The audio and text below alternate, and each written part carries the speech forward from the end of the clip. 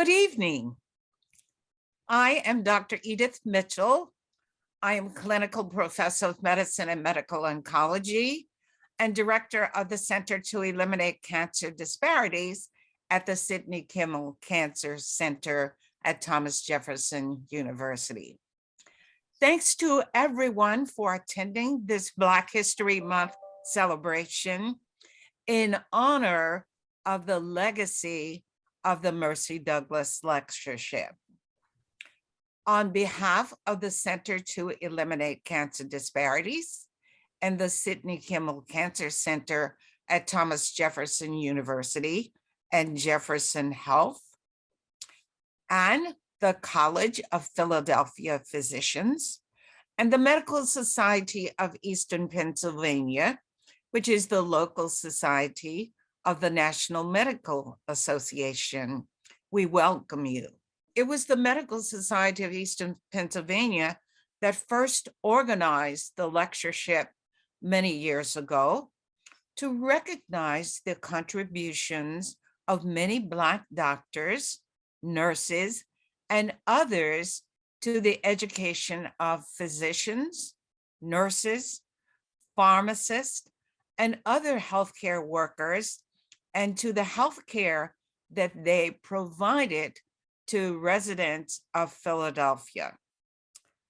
Tonight, we have two of those physicians from the faculty of Mercy Douglas Hospital, Dr. Ed Cooper.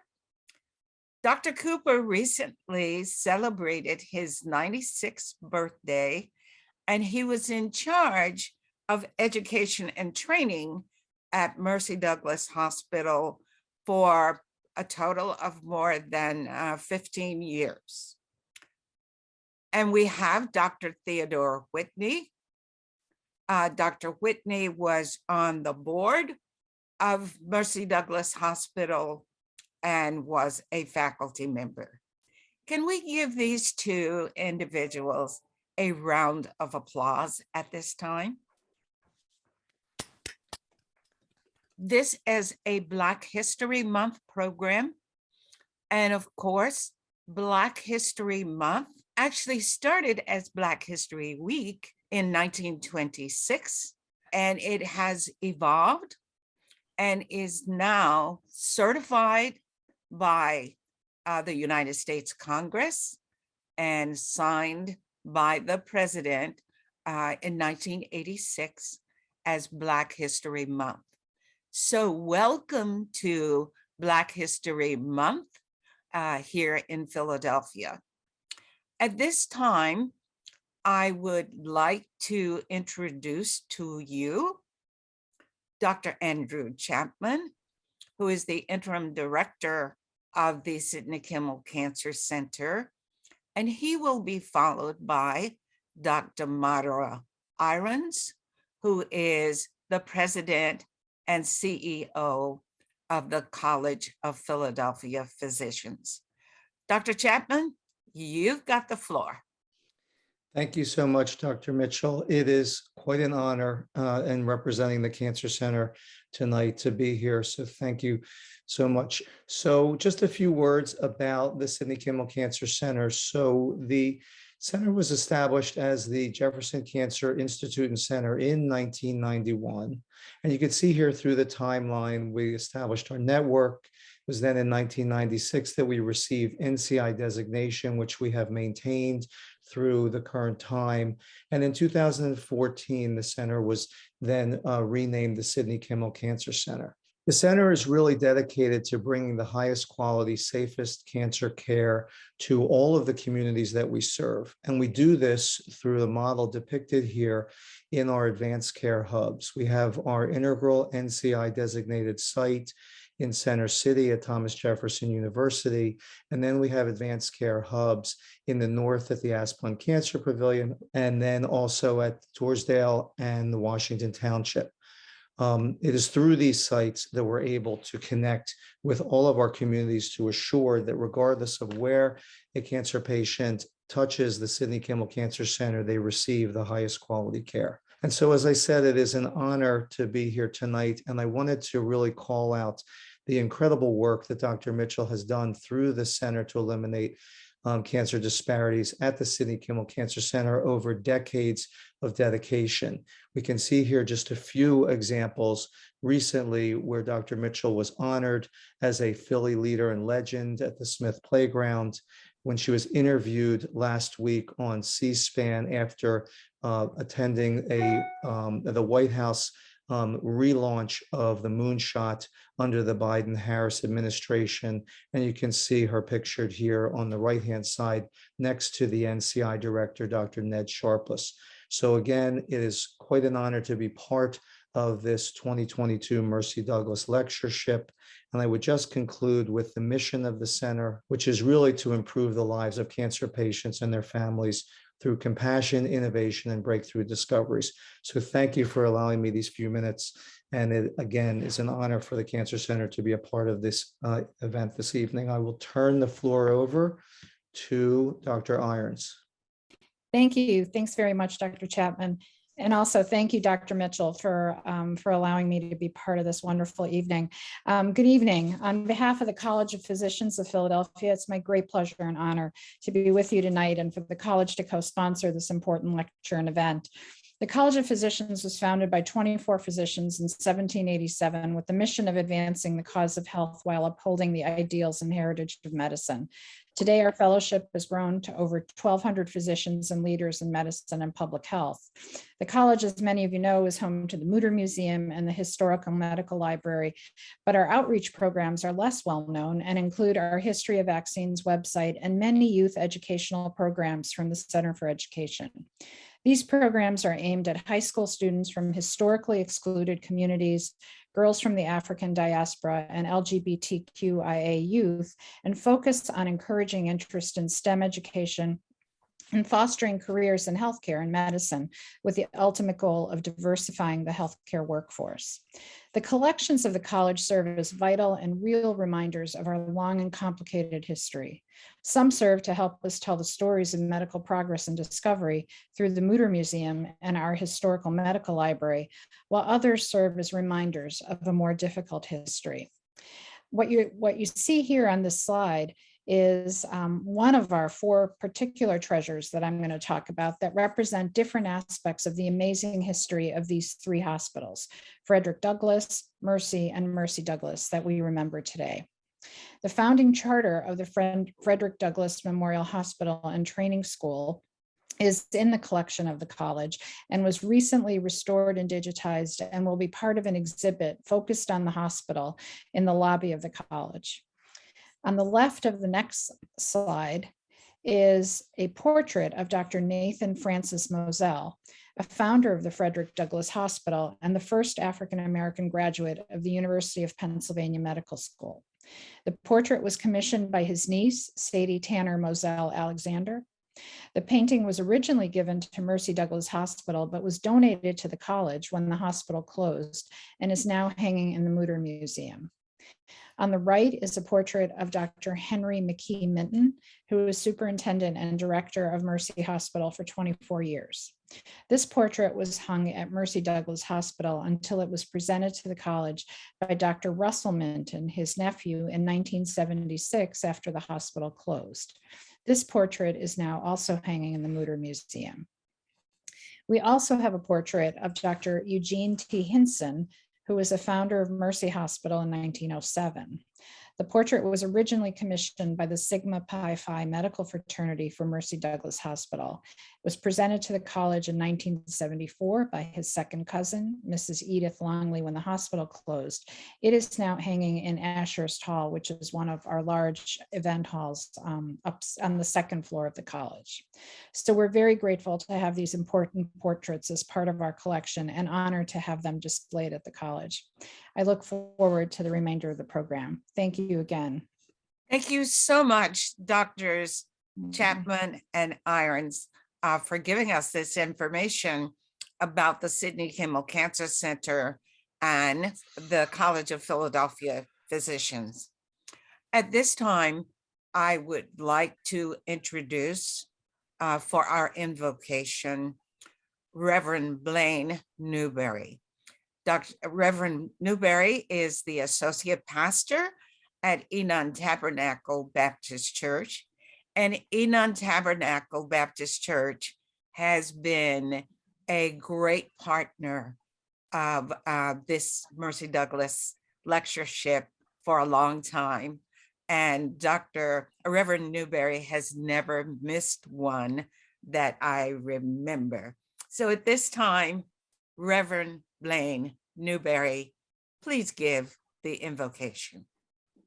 Thank you, Dr. Mitchell, and to all of your panelists for this evening. Let us pray. God, our Father, we bless you and we thank you tonight for your grace and your mercy, your peace, your love, your power, your strength, and most of all, your wisdom. We thank you this night for Dr. Mitchell and all of the doctors here assembled. Lord, and even through this prayer, I would have to give credence to Dr. Cooper, who has indeed cared for many residents in the city of Philadelphia, including myself, and coming through the Mercy Douglas system. We pray, God, that with each year that we're able to celebrate the Mercy Douglas lectureship, that we can decrease disparity throughout our communities, that we can increase the likelihood that more doctors will be enrolling in medical schools, that more people will be cared for throughout this city of Philadelphia. We thank you for the Jefferson Kimmel Cancer Center and for the great work that they do. But most of all, we would say to you, Lord, that stony the road, we still do try, but yet we're grateful and we're still hopeful that things will and shall get better because you are involved in each of our daily lives. Thank you so much for every family represented. We pray bestowed health upon each of us until we all meet again. But bless this program on tonight. In the name of Jesus the Christ and Yeshua as we know him. And we all say amen, amen, and amen. Thank you so much, Reverend Newberry, for that inspirational, I always say invocation, but every time I hear you, I say it's your sermon to us. Thank you so much. At this time, ladies and gentlemen, I will again thank you for being present for us and sharing this Mercy Douglas lectureship of 2022. At this time, I would like to introduce Dr. Gerald Devon, who will give the occasion. Dr. Devon is past president of the National Association of Black Cardiologists, past president of the Medical Society of Eastern Pennsylvania, and a practicing cardiologist here in Philadelphia.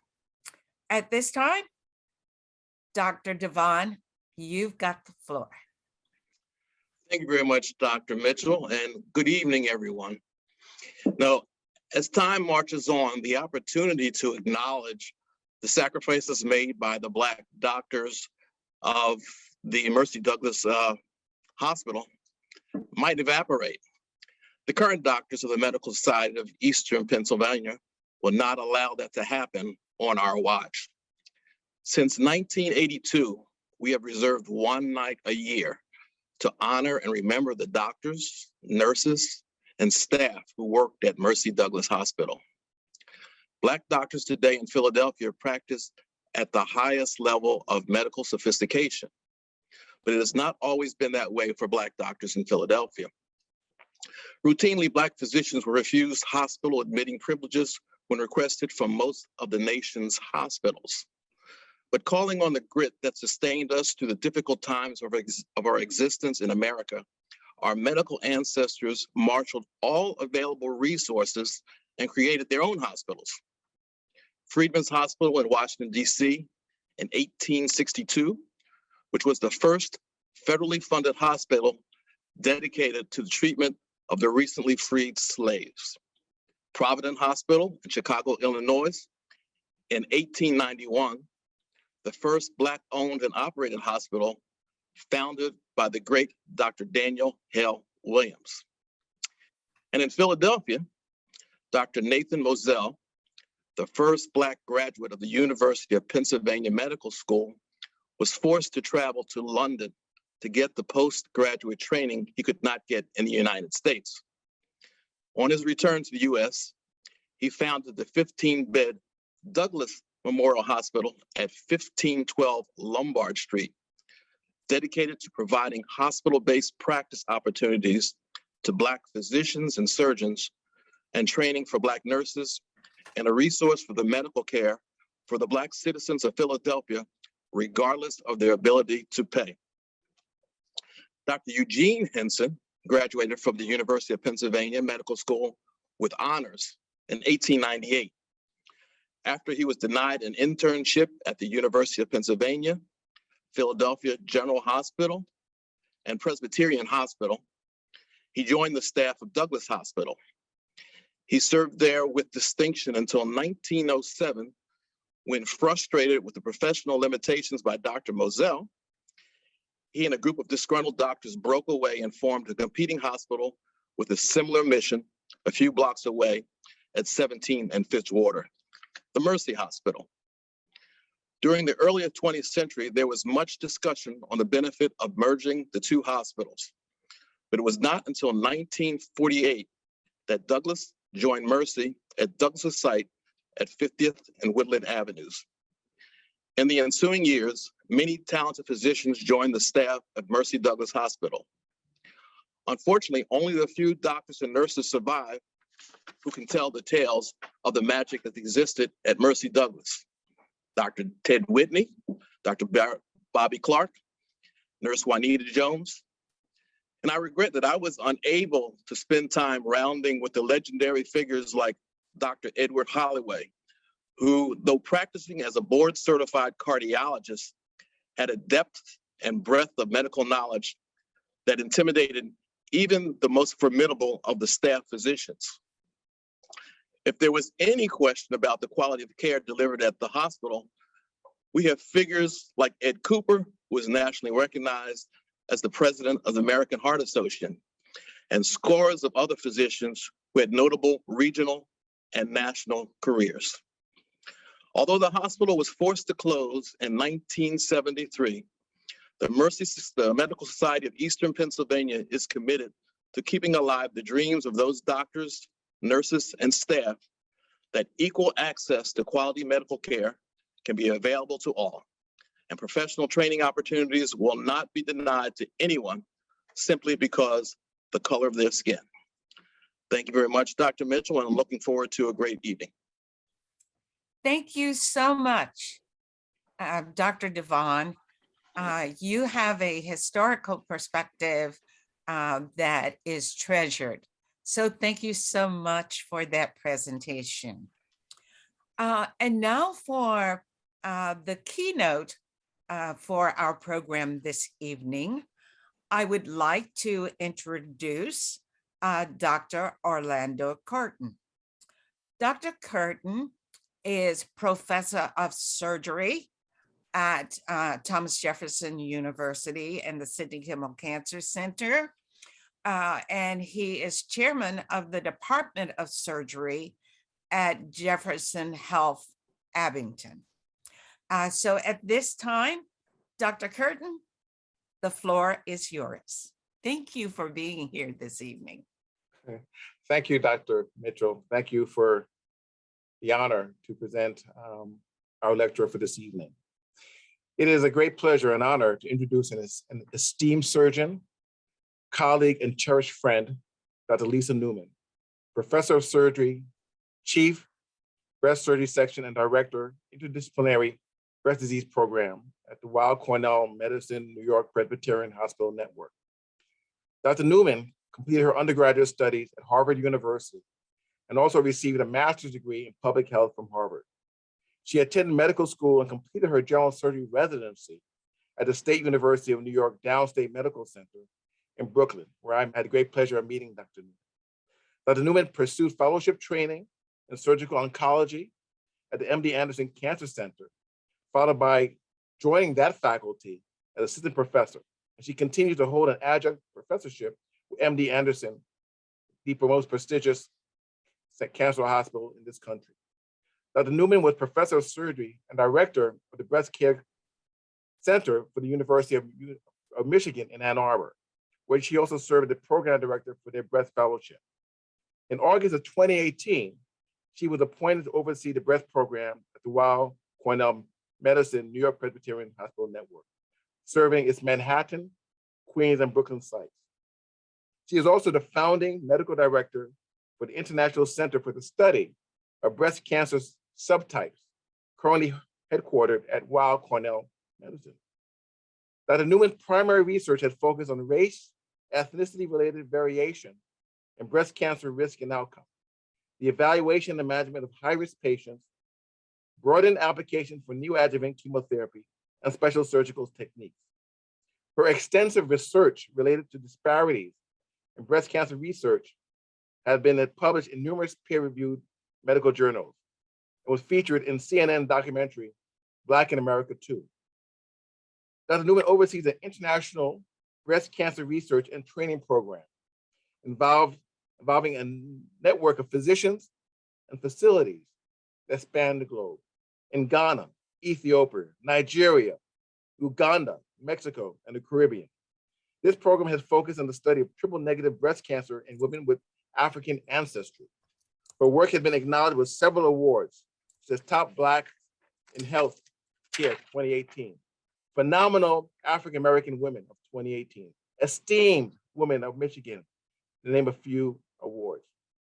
Dr. Newman has been appointed to multiple national and regional medical leadership positions, including the Center for Disease Control and Prevention Advisory Committee on Breast Cancer in Young Women, the National Institute of Health Clinical Trials Advisory Committee, and the Advisory Council to the National Institute of Minority Health and Disparities.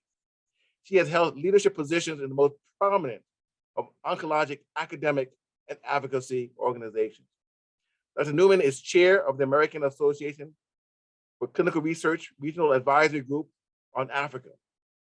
And she was co-chair for this organization's 2020 Cancer Disparities Symposium. The title of her 2022 Mercy Douglas Lectureship talk is Oncologic Anthropology and Breast Cancer Disparities. Let us all please welcome Dr. Newman to the podium. Dr. Newman, the floor is yours. Orlando, thank you so very, very much. It's a huge pleasure and honor to have received that incredible, generous introduction from you. You're my very old and dear friend. We go back a long, long time. I won't say exactly how long, but all wonderful, cherished years and great memories of our training together. And I not only appreciate your introduction because you are such a dear friend, but also because to this day, I always describe you as being one of the smartest people I've ever met. You're absolutely incredible. So thank you for that introduction again. And Edith, what can I say?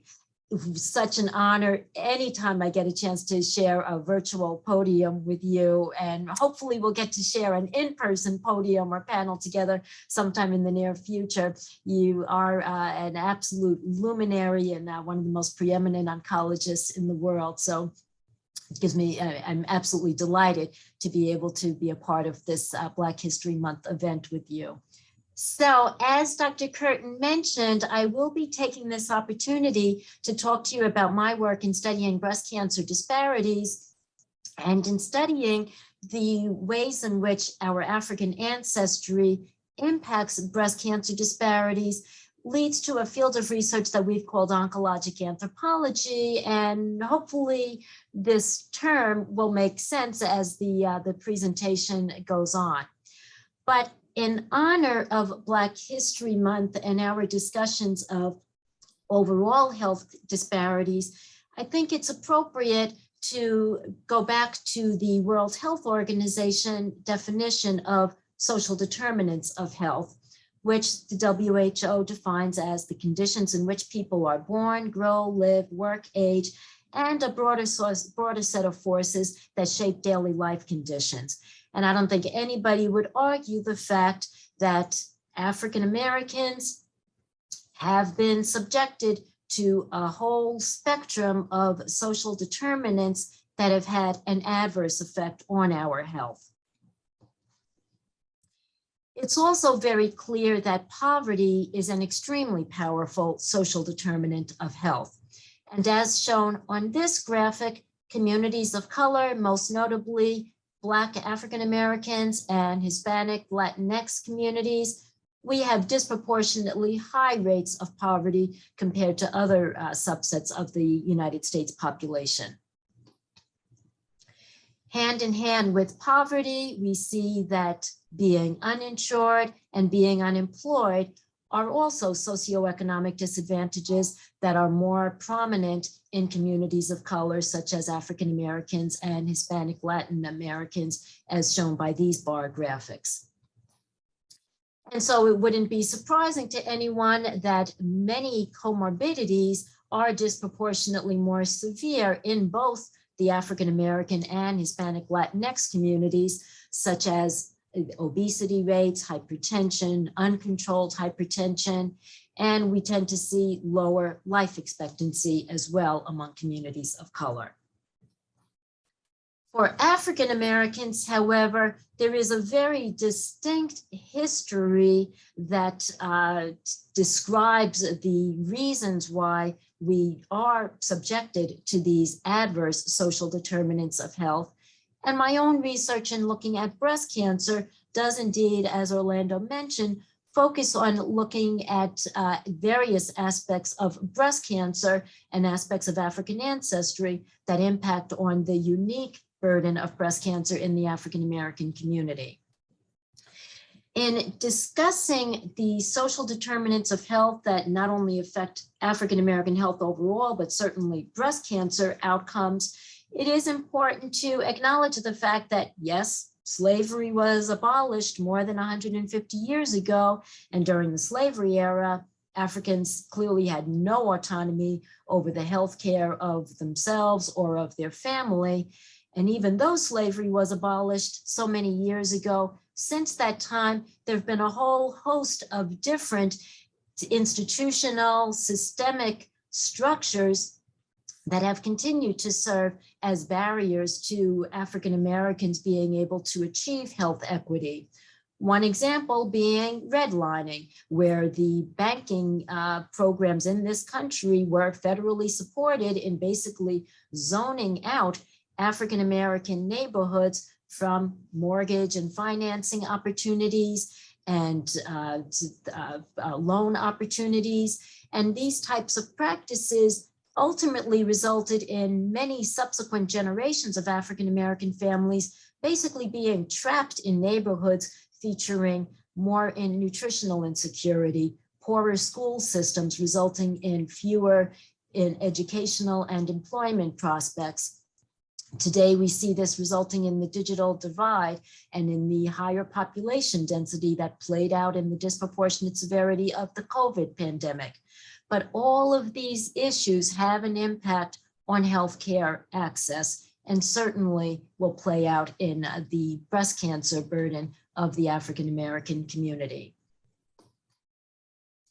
So we cannot dispute the fact that these types of socioeconomic disadvantages have an impact on access to breast cancer screening, and they certainly result in the more advanced stage distribution that we see for breast cancer in Black women compared to white women. They result in reduced breast cancer treatment access, and this all results in the tragic higher mortality rate from breast cancer that we see in Black women compared to white women. Furthermore, there's a whole other area of research called allostatic load or allostatic overload, looking at how the very lifetime experiences of discrimination and racism have an impact on the neuroendocrine system and on inflammatory response. And this allostatic load has been shown to have an effect on breast cancer outcomes in the African American female community. And so since there are so many socioeconomic issues and social disadvantages that are linked to one's racial ethnic identity, at least when it comes to African American identity, it's appropriate to ask the question of whether race has any genetic or biologic relevance at all, or is it a pure and simple socio-political construct? And I would answer that question by saying that racial identity is both. It is indeed a socio-political construct, and how we self-identify as well as how society labels us all play into where we live, and how we access healthcare. However, we also have to acknowledge the fact that our racial identity is also linked to various ancestral genetic factors that can also contribute to health, and that certainly can contribute to our cancer burden.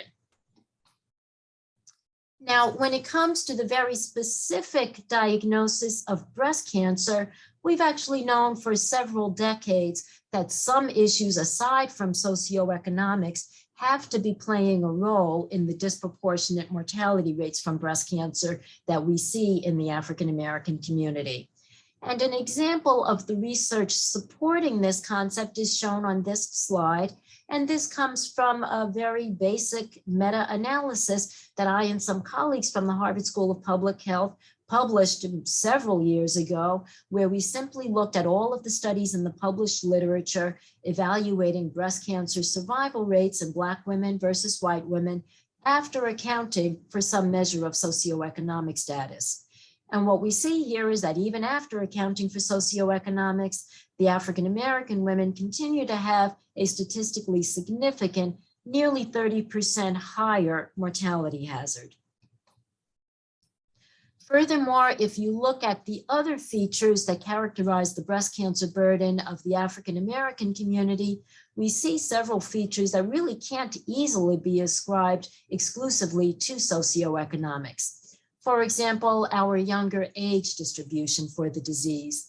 And depending on which study you read, between 30 and 40% of African American breast cancer patients are diagnosed younger than the age of 50, compared to only about 1/5 of white American breast cancer patients being diagnosed in this premenopausal age range.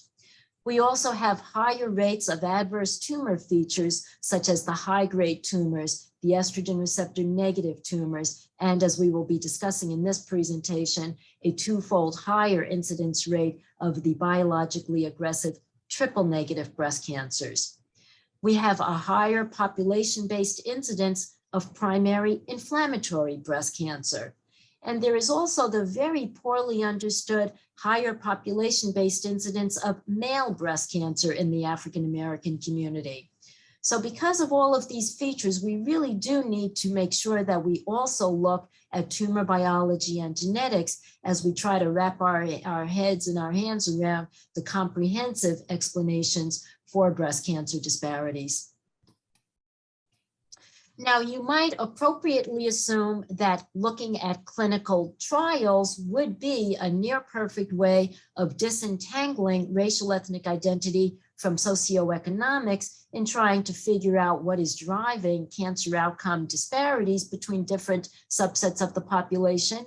Because, of course, the very tightly regulated clinical trials mechanism where everything is standardized from the clinical profile of the patients to the type of cancer, the type of treatment delivered, the monitoring after treatment is delivered, those regulations should be making it nearly impossible for issues such as discriminatory practice in delivery of care or differences in the care itself.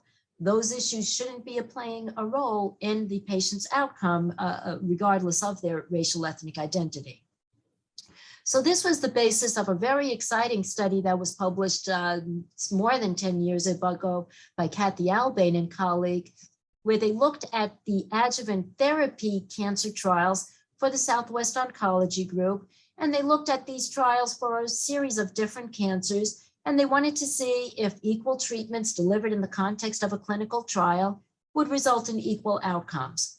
So happily, they did see outcomes equalized in the clinical trials that they evaluated for most of the cancers that they were studying, but there were some exceptions. And for the hormonally driven cancer clinical trials, such as breast cancer and prostate cancer, the African-American clinical trial participants continued to have higher recurrence rates and higher mortality rates. So many of us who have dedicated our careers to the study of cancer disparities were really excited about Kathy's study because we were enthusiastic that it would usher in a whole young generation of disparities researchers that would be looking at the issues of genetics and tumor biology in trying to understand particularly breast cancer disparities. And we were therefore a bit dismayed at the way that Time.com reviewed Kathy's study. It was great that her study generated a lot of publicity, but Time.com called her study an example of racial profiling in medical research. And that title was just a little disconcerting because, of course, racial profiling has a number of negative connotations when it's applied in the criminal justice system. But when it comes to cancer research, racial profiling, you can kind of think of it as an example of epidemiology. And we absolutely need to take all of the features that characterize our patients, including racial ethnic identity, into account when we try to figure out why some patients have a better or a worse outcome compared to others.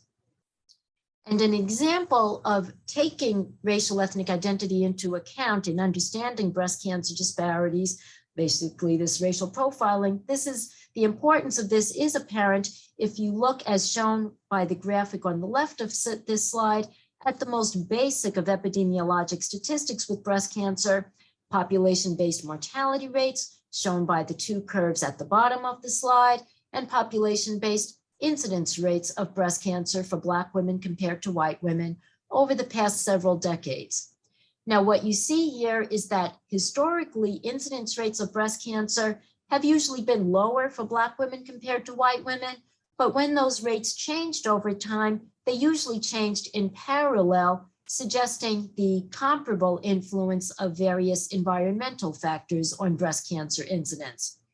But it's a different set of patterns when we look at population-based mortality rates. And up until the early 1980s, population-based death rates from breast cancer were exactly the same for Black women and white women. And after the early 1980s, those mortality curves separate predominantly because of declining death rates from breast cancer in white women, but largely unchanging death rates in African-American women. And this is probably because we were starting to see the unmasking of tumor biology differences in breast cancer.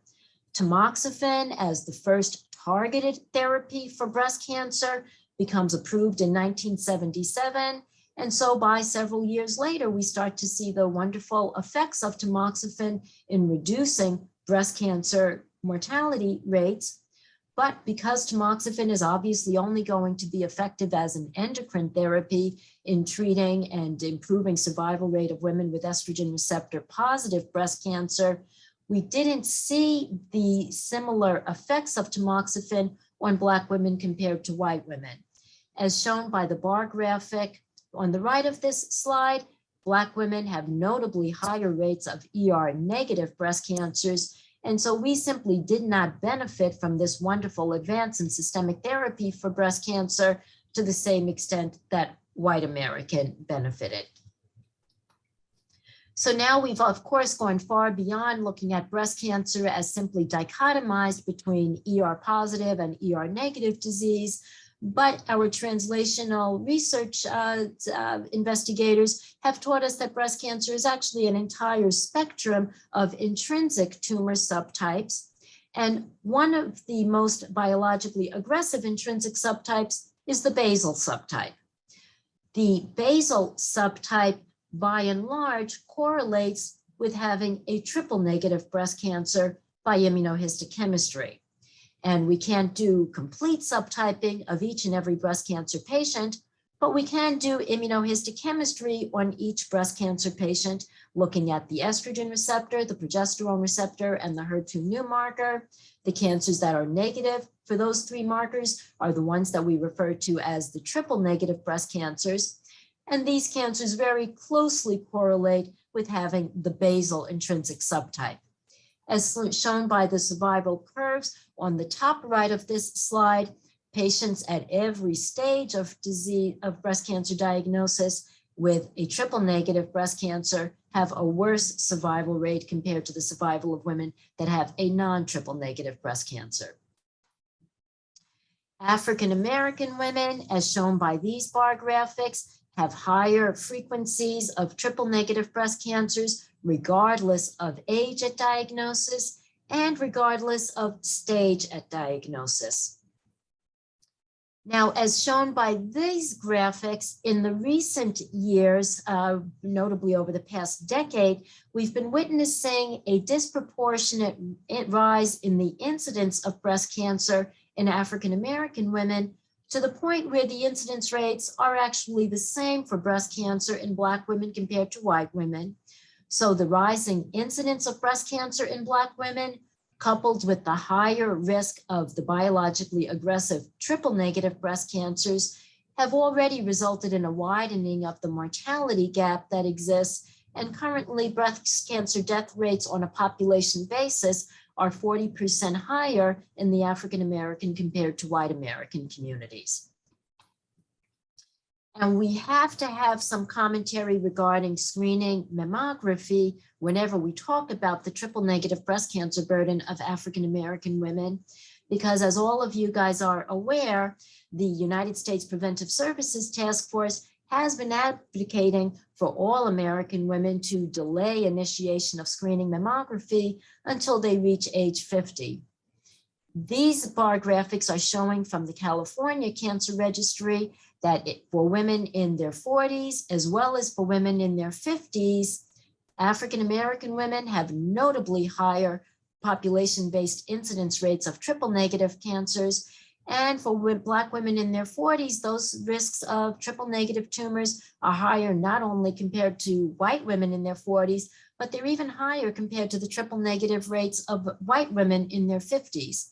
So if Black women delay mammography screening until they reach age 50s, you're going to likely aggravate the mortality disparity that already exists by virtue of delaying a diagnosis of these aggressive tumors in women that are already at higher risk for getting these tumors at younger ages. The critics of screening mammography are always quick to point out that triple negative breast cancers are not necessarily going to be addressed completely with screening mammography because triple negative tumors are more difficult to identify on mammograms, and they are more likely to present as the interval cancers that pop up in between screening mammograms as palpable tumors in the breast. And lastly, because as we discussed previously, triple negative tumors do have a higher death rate compared to non-triple negative breast cancers, even when they are detected early.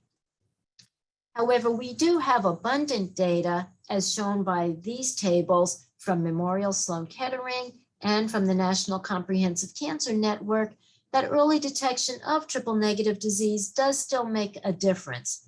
And what these two tables are showing you is that for triple negative breast cancer patients whose tumors are detected no larger than 1 centimeter in size when the nodes are negative, these patients have very good, excellent survival rates, regardless of whether or not they receive adjuvant chemotherapy. So early detection does still make a difference. Now, those prior slides did not look specifically at mammography screen detected early stage triple negative breast cancer.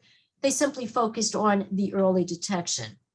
And so in this study that our group published very recently, combining the triple negative breast cancer databases from Weill Cornell Medicine here in New York and the Henry Ford Health System in metropolitan Detroit, we did look specifically at whether or not mammography screening was associated with a survival advantage in triple negative breast cancer patients. And what we found was that even though we looked at a whole series of different factors that might impact on triple negative breast cancer outcome, we found that the most important determinant was having that triple negative breast cancer detected at an early stage through screening mammography. And this resulted in a survival advantage that was statistically significant for our white breast cancer, triple negative breast cancer patients, and also for our Black triple negative breast cancer patients. We also utilized the Henry Ford Health System benign breast disease cohort to try to further evaluate differences in the mammary tissue of Black women compared to white women, and trying to get more insights regarding the question of why Black women are more likely to develop these biologically aggressive triple negative tumors. So as you guys are aware, women that require multiple breast biopsies for benign fibrocystic changes are more likely to get breast cancers in the future, because those benign breast biopsies are an indication of hyperproliferative breast tissue. But usually these benign breast biopsies predict for the future development of an estrogen receptor positive breast cancer. In this study, we looked at more than 6,000 women with a history of benign breast biopsies, and then we looked at the subsequent incidence of triple negative breast cancers, and we found that the Black women had a nearly 4-fold higher incidence of the triple negative tumors compared to the white women, again suggesting that there's something inherently different about the mammary tissue of Black women, increasing our susceptibility for triple negative tumors, even when we have risk factors that should be putting us at risk for ER positive breast cancer. Now, the Taylor-Rex study, which was a very exciting study looking at gene expression profiling of nearly 10,000 women with hormone receptor positive, HER2 negative, and node negative breast cancer. This study had some very provocative findings on subset analysis, comparing the 7% participants that were Black women to the 84% participants that were white. The Oncotype DX recurrence score distributions were actually similar for the Black women and the white women, and these gene expression profiling scores had comparable predictive value. But when they looked specifically at women that had the intermediate range score, which is what the study was specifically designed to evaluate, they found that the Black women had significantly higher rates of breast cancer recurrence and breast cancer death. And this, again, was even after accounting for gene expression profiling, again suggesting that there's something distinctly different about the breast tissue of African American women. The Cancer Genome Atlas gives us another opportunity to generate novel insights regarding the genomics, the gene expression profile of Black women compared to white women with breast tumors. And this table is simply summarizing the results of multiple different investigators that have interrogated TCGA in different ways, and they've identified similar themes. Through PAM50 analysis, they have confirmed that Black women are not only more likely to have triple negative breast cancers compared to white women, but we are also more likely to have that intrinsic basal subtype, which is absolutely a biologically more aggressive pattern.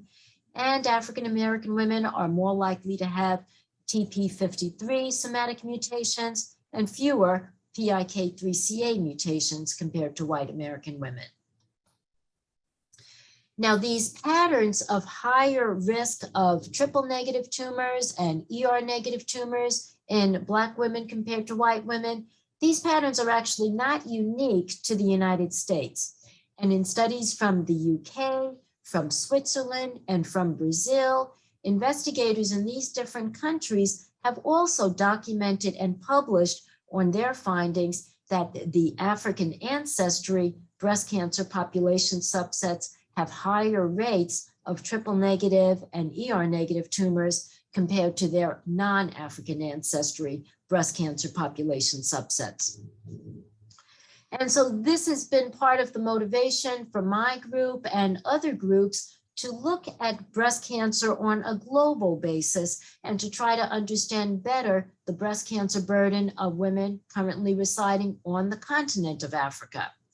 Now, Africa is obviously a huge continent with tremendous diversity in populations across different regions of the continent, but studies on the continent of Africa, because of the shared ancestry that we see between African Americans, and Africans in at least some parts of the continent, these studies provide very unique opportunities to learn more about African ancestry as a possible predictor of hereditary susceptibility for biologically aggressive triple negative tumors.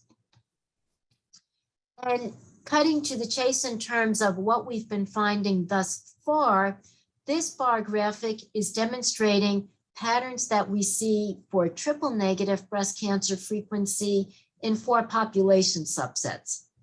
Ghanaian breast cancer patients representing Western Sub-Saharan African women, Ethiopian breast cancer patients representing East African women, African American women, and white American women. Among Ghanaian women, we see the very highest frequency of triple negative breast cancers, accounting for about half of the Ghanaian breast cancers, but relatively low frequencies, only about 15% of the Ethiopian East African breast cancer patients having triple negative disease. The frequency of triple negative breast cancers in African American women is intermediate between what we see in Ghanaian women and what we see in white American women. And these international patterns that we've seen actually mimic the results of a study from the SEER registry looking at the frequency of ER-negative tumors. And ER-negative breast cancers are, of course, a subset of triple-negative breast cancers. And in this SEER study, the investigators were looking at frequency of ER-negative tumors in white women, African American women, and also women born in West Africa, but whose breast cancers were treated in the United States, and women born in East Africa, but whose breast cancers were treated in the United States. And you see similarly high rates of ER-negative tumors in the African American women and the West African born patients, similarly low rates of ER-negative tumors in the white American women and the East African born patients. So this is where we've coined the term oncologic anthropology to try to explain these patterns of breast cancer phenotypes. Several hundred years ago, the transatlantic slave trade, of course, brought the ancestors of contemporary Ghanaians across the Atlantic Ocean to serve as slaves in the colonies. And so as contemporary African Americans, we have quite a bit of shared ancestry with our contemporary Ghanaian brothers and sisters. The slave trade from East Africa, on the other hand, brought the ancestors of contemporary East Africans, including contemporary Ethiopians, largely brought them further eastward over to the Mideast and to Asia. And so as African Americans, we don't have quite as much shared ancestry with contemporary East Africans. And so if there is something associated with African ancestry of a heritable nature predisposing for triple negative breast cancer, it's likely linked specifically to Western Sub-Saharan African ancestry. And this has been the basis of our genetic work in the more recent years. One of our colleagues from California, Dr. John Carpton, a brilliant translational researcher, we've been advocating for oncologists across the world to look more carefully at ancestral African ancestry in trying to study breast cancer and other cancer disparities, because we do believe that genetic African ancestry will teach us something about understanding cancer disparities. And so our group, the International Center for the Study of Breast Cancer Subtypes, was absolutely thrilled nearly 5 years ago when we were able to recruit one of John Carpton's mentees, Dr. Melissa Davis, to serve as the scientific director for our international team. And Melissa is a card-carrying PhD geneticist, and for most of her career, she's been a leading expert in studying a particular gene called the Duffy gene. The Duffy gene is a very exciting gene to look at when we are evaluating cancer outcome disparities related to African ancestry, because there is a particular variant, a particular allele in the Duffy gene that is almost exclusively seen in individuals that have particularly Western Sub-Saharan African ancestry. And that variant, that allele, is known as Duffy null. Now, again, Melissa has been studying that Duffy null allele for most of her career. Other investigators have kind of stumbled upon looking at the Duffy null variant in the context of other studies. What I'm showing you here is a very provocative study conducted by the AMBER Consortium investigators, where they were looking at different levels of the various cancer-associated chemokines, and they wanted to look at whether these cancer-associated chemokines had different blood levels for healthy Black and versus white women, women that had not yet been diagnosed with breast cancer, to try to see if possibly these chemokines, these cytokines, might be associated with predicting risk for triple negative breast tumors in white compared to Black women. They did indeed identify a handful of chemokines that had different levels on a statistically significant basis between Black women and white women. And then when they went on to conduct genetic studies, they found that the Duffy null variant was the explanatory factor in identifying these differences in circulating chemokines between Black women and white women. Other investigators have documented that the Duffy null variant is the causative factor behind benign ethnic neutropenia, which is the pattern of Blacks having an average lower white blood cell count compared to whites. And this lower white blood cell count doesn't have any clinical significance in terms of immune response, but it is a numeric pattern that you will see in study after study.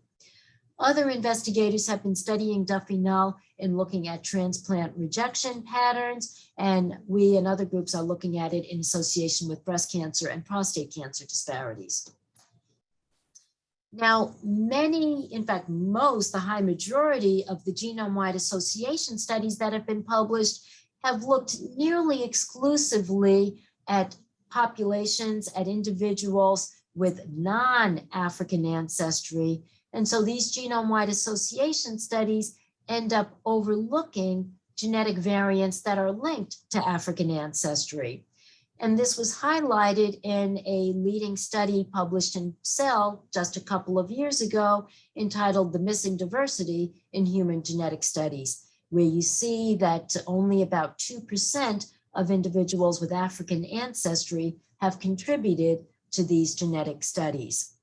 And so variants such as the Duffy null variant end up being overlooked in studies trying to evaluate different cancer risks. So when we recruited Melissa to our team, we were really excited to have her conduct her genetic analyses in the very large biorepository that we've amassed over the last 16 years, looking at breast tumor specimens and blood and saliva specimens that we've acquired not only in African American and white American breast cancer patients, but also in breast cancer patients across the different regions of Africa where we've been working. And we looked at Duffy null, as well as a series of different variants that have been linked possibly to breast cancer risk. And thanks to the brilliant biostatistician that we work with, Dr. Yale Chen from Henry Ford, this analysis was quite fruitful, and it indeed demonstrated that the Duffy null variant was the strongest predictor of a woman having a triple negative breast cancer compared to having a non-triple negative breast cancer. Now, the fabulous work of the anthropologist, Dr. Sarah Tishkoff, goes on to explain how different variants that are linked to ancestry aren't random events that occur over time. Many of these genetic variants that we call ancestry informative markers, which are the markers that people look for when they purchase these commercially available products like Ancestry and Me, or 23andMe rather, these ancestry informative markers frequently represent genetic markers that have been acquired over the millennia as a consequence of evolutionary selection pressure, allowing the ancestral populations to survive in different geographic regions. And they've been variants allowing those populations to survive different threats to outcomes such as altitude, food sources, different infectious diseases. And those ancestry informative markers can be tracked many generations later in the contemporary populations, even though those contemporary populations no longer reside in the ancestral quote unquote homeland. So the Duffy null variant is one other example of this type of a variant representing a locally adaptive trait. The Duffy null variant was acquired in populations of Western Sub-Saharan Africa, probably several thousand years ago, because the Duffy null variant is one of the variants that allowed those populations to be at least partially resistant to malaria. And there are many variants that have conferred some resistance to malaria that are seen in populations where malaria has been endemic. In Africa, the sickle cell trait is one example. In Mediterranean areas, we see the thalassemias. Duffy null is, again, just one other one. And because of a lot of the watery lowland areas and much of Western Sub-Saharan Africa, you saw a lot of these different variants pop up because those areas of Africa support the mosquito, which is the host of the malaria parasites, the malaria pathogens. So as a consequence, this Duffy null variant is nearly fixed. It's seen in nearly 100% of all contemporary Western Sub-Saharan Africans, including Ghanaians. It came across the Atlantic Ocean with the transatlantic slave trade. And so we see it in about 2/3 to 3/4 of African Americans, but not 100%, because over the last several centuries, African Americans have had a fair amount of genetic admixture with Europeans on the continent of North America. The history of malaria is a bit different in east and southern regions of Africa, because there are a lot of mountainous highland areas that don't support the mosquito life cycle to the same degree. But you do see the Duffy null variant in some of these regions, because another event in anthropology was called the Bantu expansion, where Western Sub-Saharan Africans voluntarily migrated across the continent of Africa.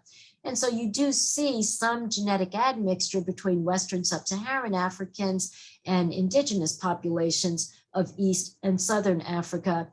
And if you map the frequency of triple-negative breast cancer against the frequency of the Duffy null variant in different regions of Africa, there's actually a very, very close correlation. So we do believe that this Duffy null variant is causally linked in a mechanistic way to this hereditary susceptibility for triple-negative breast cancer associated with Western Sub-Saharan African ancestry. The reason why the Duffy null variant confers resistance to malaria is shown on this slide. If you carry the Duffy null variant, you do not have the Duffy protein on your red blood cells, and the Duffy protein is kind of the portal for where the malaria parasite can enter the red blood cell and cause the disease.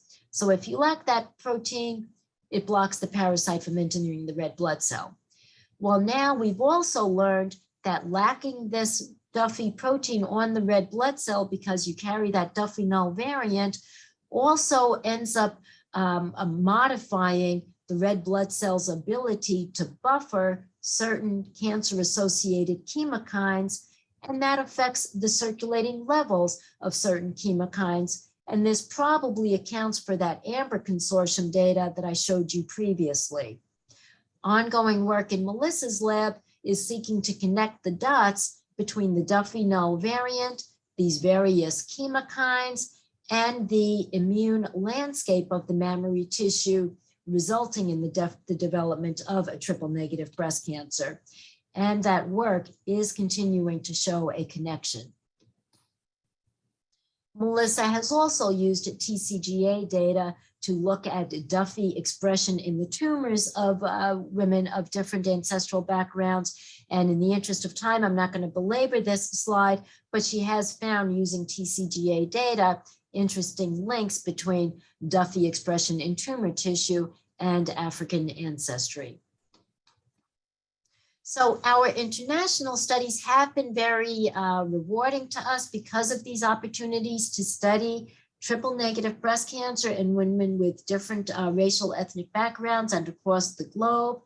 But it's also been very rewarding to us because it gives us opportunity to invest in the cancer treating facilities of the programs where we work and the countries where we work. And it's given us opportunities to forge some wonderful friendships. So our mission is to reduce the global breast cancer burden through advances in research and delivery of care to diverse populations worldwide.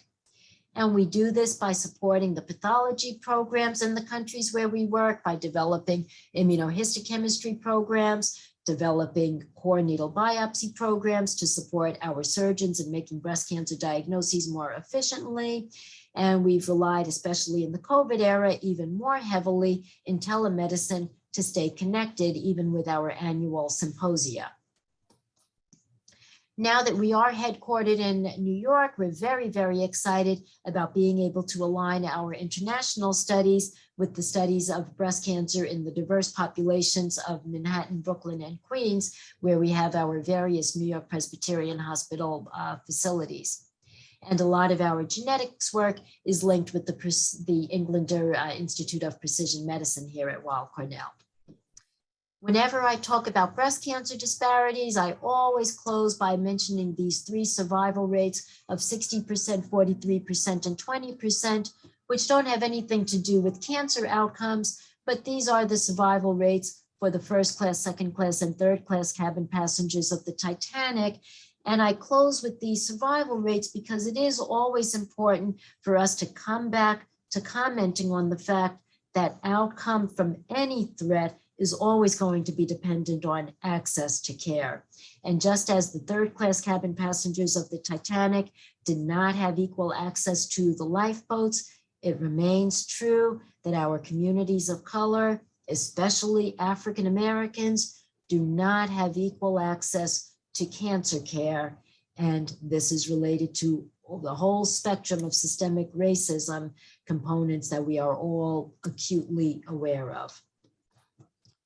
As so eloquently said by the Reverend Dr. Martin Luther King Jr., whose birthday we just celebrated last month, of all the forms of inequality, injustice in health is the most shocking and inhumane. And so it's not surprising that COVID-19 morbidity and mortality was added to the whole list of various comorbidities that are experienced disproportionately among African Americans. It's been projected that because of the COVID shutdown and its impact on cancer research and cancer screening, that in the next decade, we're going to see in excess 10,000 deaths from breast cancer and colorectal cancer in the country. And we have to work hard to make sure that African Americans don't bear the brunt of these excess deaths disproportionately, because we have borne the brunt of the COVID recession disproportionately, as shown by this slide. But I am optimistic. I do believe that we can work proactively to avoid bearing that brunt disproportionately by supporting our safety net hospitals, which have been devastated by COVID and who deliver a lot of our cancer care to the African American community. We have to support our advocacy organizations that support outreach efforts to African American communities. We have to lean on our hospital leadership to make sure that they don't see the outreach and navigation programs as being the low-hanging fruit when they're trying to balance their budgets in the wake of the COVID recession and the financial crises. So I will close there, but I do want to thank all of the many funding agencies that have supported our work over the years, and of course, all of the many patients that have participated and contributed to our work and believed in us over the past several years. And I do thank all of you for your time and attention, and for the honor of being able to talk to you during Black History Month. Thank you so much, Dr. Newman. This was a great presentation. And we have just a couple of questions in the chat. The first question that we have is from someone who says, I'm not a doctor, but I think stress plays a major part. And they were hoping that you would say something else about stress and cancer and breast cancer.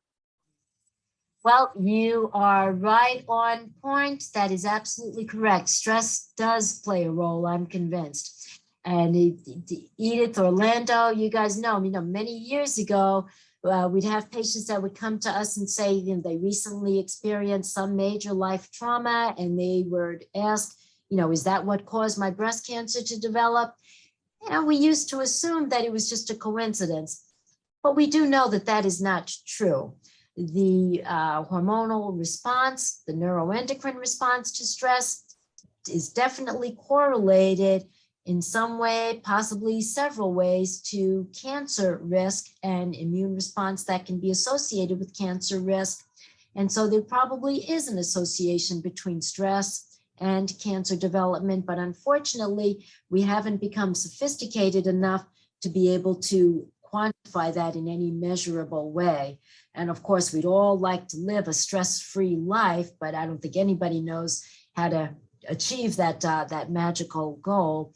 But absolutely, I do believe that stress plays a role, and the stresses associated with living in a society that has systemic racism definitely plays a role in cancer risk, as well as risk from other comorbidities.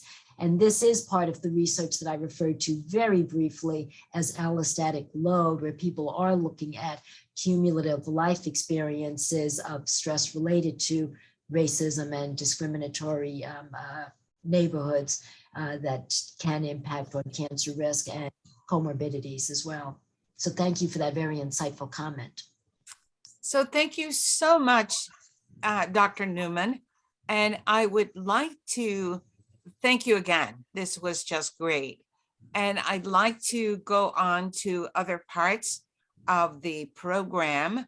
The poet James Baldwin said, know from whence you came. And if you know from whence you came, there is everything you can do in the future. So as a part of our program, we have discussed the cardiologist, Dr. Devon, discussing Mercy Douglas Hospital. But as a part of our efforts of the Medical Society of Eastern Pennsylvania, we also like to look at our students. And at this time, I would like to present to you first, Dr. Sophia Shabazz. Dr. Shabazz is president of the Medical Society of Eastern Pennsylvania. She is a graduate of the University of Pennsylvania School of Medicine and is a practicing family physician in Philadelphia. And with her will be Dr. Wilfreda Baugh. Dr. Baugh is a previous past president of the Medical Society of Eastern Pennsylvania. She is a graduate of the Sidney Kimmel Medical College at Jefferson and past president of the Alumni Association of Jefferson Medical School. So at this time, Dr. Shabazz and Dr. Baugh, the floor is yours. Thank you so much, Dr. Mitchell, and thank you to all of those in attendance, our wonderful speaker, Dr. Newman, for a very eye-opening, interesting, and in-depth presentation. All of these things are so very needed in the medical community and the community at large.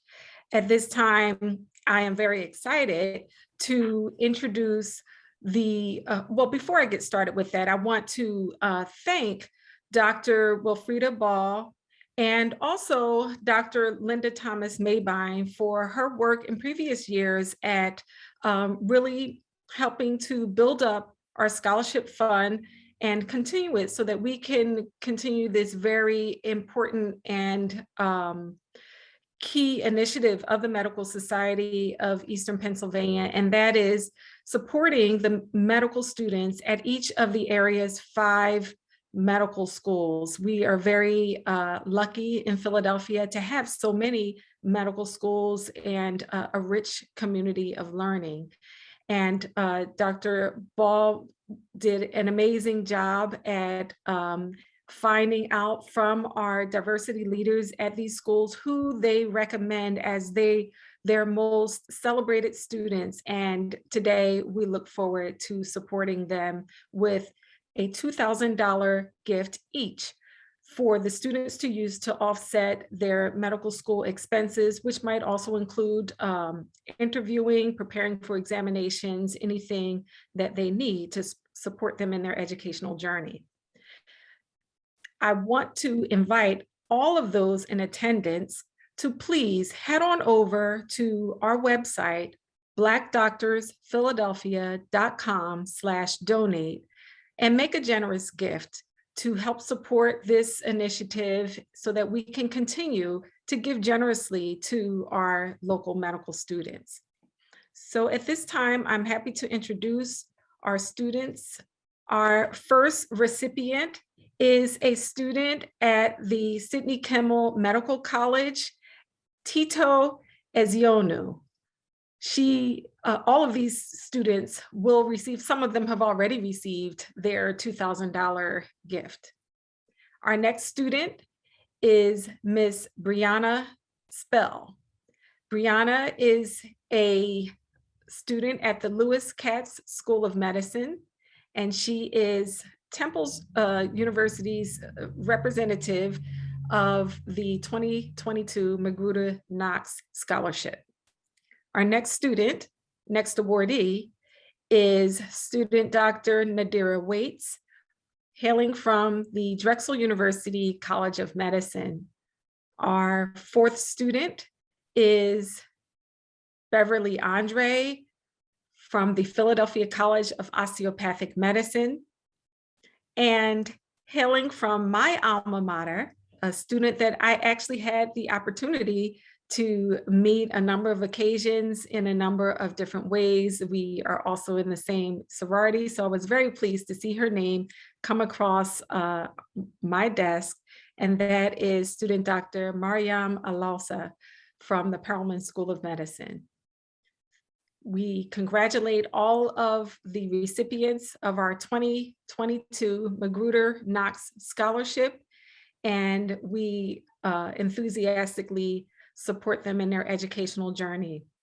Thank you all for attending. I neglected to give a brief history of the Magruder-Knox Scholarship. Doctors Magruder and Knox were longtime active participants and supporters of the Medical Society of Eastern Pennsylvania, some of our most dedicated members. And we decided a couple of years ago to honor them by naming our annual scholarship award in their honor. So thank you to the Magruder family and the Knox family for your the service of your loved one who's now passed on, but left quite a legacy for medicine in Philadelphia and the Medical Society of Eastern Pennsylvania in particular. Thank you. Thank you so much, Dr. Shabazz. And I'd like to ask Dr. Baugh, who has been an organizer for the scholarship programs over the years. Dr. Baugh, if you would like to say anything to the group tonight. I would like to, first of all, congratulate all of our recipients for their outstanding work, because that's one of the requirements, and that is that they have to be outstanding students. And so you know that we have 5 outstanding students, but I would also like to thank the deans of diversity and inclusion from the different medical schools, Dr. Bernard Lopez from the Sidney Kimmel School of Medicine, as you know, that is Jefferson's Medical College. Dr. Leon McCrae from the Drexel School of Medicine, Dr. Horace DeLisser from University of Penn Perelman School of Medicine, Dr. Marcine Pickron Davis, who is from the Philadelphia College of Osteopathic Medicine, and Dr. Melanie Cosby, who is Director of Diversity Inclusion at the Lewis Katz School of Medicine.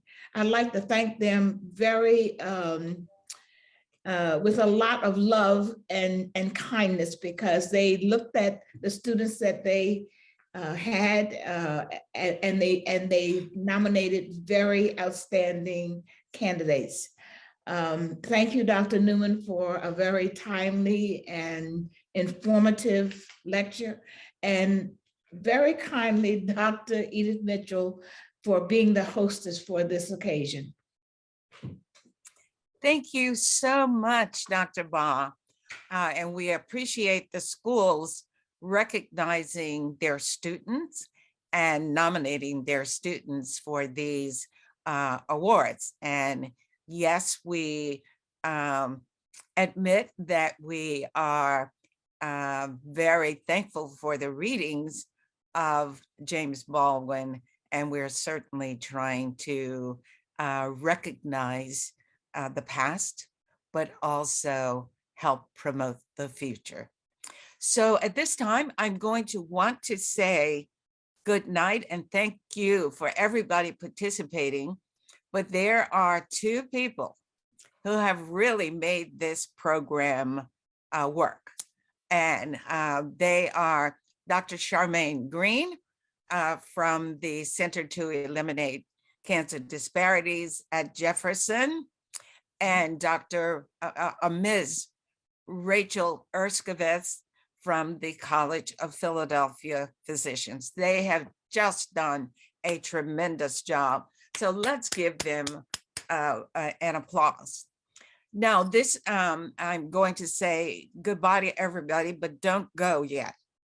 I am going to try to share my screen and try to show a video that I was given of Mercy Douglas Hospital and physicians and others. In the face of Jim Crow and overwhelming odds, many African American physicians and nurses were still able to obtain a medical education. Due to the color of their skin, many were denied residency training or staff privileges to provide the highest quality of care to the African American population that they served. In the year 1895, the year of Frederick Douglass's death, the Frederick Douglass Memorial Hospital was established by Dr. Nathan F. Moselle at 1512 Lombard Street. Dr. Moselle, an 1882 graduate of the University of Pennsylvania Medical School, was refused an internship to the University Hospital despite his recorded exceptional academic accomplishment. Because of the racial politics of that time, he completed his training in England and returned afterwards to Philadelphia. By 1900, roughly 40 black hospitals were established in the United States. Between 1891 to 1902, there were 10 black nursing schools, and by 1930, nearly 200 black hospitals were built. In 1948, the Frederick Douglass Hospital merged with Mercy Hospital, another prominent black hospital, to form the Mercy Douglass Hospital. Leading off with the fact that I was very proud of that hospital and the doctors that served the community. It wasn't an elitist thing at all, but well-trained, giving doctors. And the fact that not only they gave to the community, but they gave to each other, and that was a very pleasurable part of my experience with them. The little informal gatherings in the hall, and Dr. Edward Holloway, who always seemed to be the chief speaker, so to speak. We all listened to him. He knew more about, he was an internist, but he knew more about pediatrics than I did, and I was a pediatrician. Exceptional person, but the point being that he sort of gathered us together, pulled things out of us that perhaps we didn't know we knew, And so we all learned from each other. And that was one of the best parts of being on that hospital staff. In other hospitals that I've belonged to, you walk by and say, hi there, and you're going on. At Mercy Douglas Hospital, it was almost a continuous learning procedure. Despite the fact that we were in the shadow of the University of Pennsylvania Hospital, and that shadow stayed there for the most part, that we were able to fight our way through it and above it. Coming from Washington and having had some of my training in Freedman's Hospital, which also was a black hospital, even though associated with Howard University, it still was a black hospital in a segregated city. So I was sort of already marinated, so to speak, to be able to work in those conditions, but at the same time, not accept them, but to continue to try to break through those barriers and to be on an equal, and in many cases, above the normal in terms of degree of the medical services that were available and were given freely. I got into graduate school at Howard University, and I was going to, go into zoology. I had a project, the vitamin E effect on a 6-week-old chick embryo and some little crazy stuff like that. And that's the direction I was going. One day I'm in the laboratory and I'm just fiddling around, looking through the microscope at egg yolk and all that stuff, and feeling very discontent, but Dr. Drew walked by, and he was always curious if he saw someone in a study situation. And so he poked his head in, he just called me Gaskins. What are you doing there, Gaskins? And of course I came straight to attention. Dr. Drew was an icon. And so I said, well, Dr. Drew, I'm working on a project for my bachelor's degree. He said, well, tell me about it. I said, the effect of vitamin E on the 6-week-old chick embryo. And the minute I said it, I said, that is a stupid sounding thing to be doing. And, all of a sudden he looked at me in a way like he felt it was too.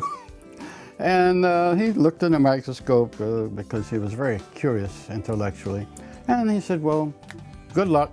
And when he got to the door, he turned around, he looked at me, and he says, I believe I heard in the registration department that there was one more opening in the freshman medical school class. And out he went. I said to myself, why did he tell me that? And it was like one of those light bulbs that you see going on so that you start thinking clearly. I said, he was trying to tell me something. And the next day I went to the medical school registration and said, listen, do you have any openings in the freshman class? One last opening, and bring us some credentials and we'll see what we can do. And so within 3 days, I was registered as a freshman in medical school. When I think of Dr. Lorenzo Walker, I think of someone that I have admired for years, for many reasons. Personally, a person that was friendly, giving, and quietly intelligent. He assumed a position almost single-handedly of publishing a magazine which became much sought after by local physicians, and later we found out that that magazine was looked at as far as California. He was very modest about it, but very thorough about it. And even today, I consider him among my closest and most admired friends. This particular procedure, which was called exchange transfusion, had just been more or less successfully developed in Boston. It was something that kind of elevated me in a way above just office pediatrics. And a number of exchange transfusions were successfully done. And I even wrote an article that appeared in the Journal of Pediatrics concerning it. I did not originate, it's just that I was taught how to do it. And was able to bring it into Mercy Douglas Hospital, where it had not been done before, and it was received quite well. That's one of my fond memories of my professional exchanges, so to speak. And when I look back on it, I'm proud that I was those doctors that I can remember that gave the best possible care, and when unrecognized, were still able to give everything that they had learned and been taught, so that the community particularly the community of color, receive care equal to that of any hospital in the city.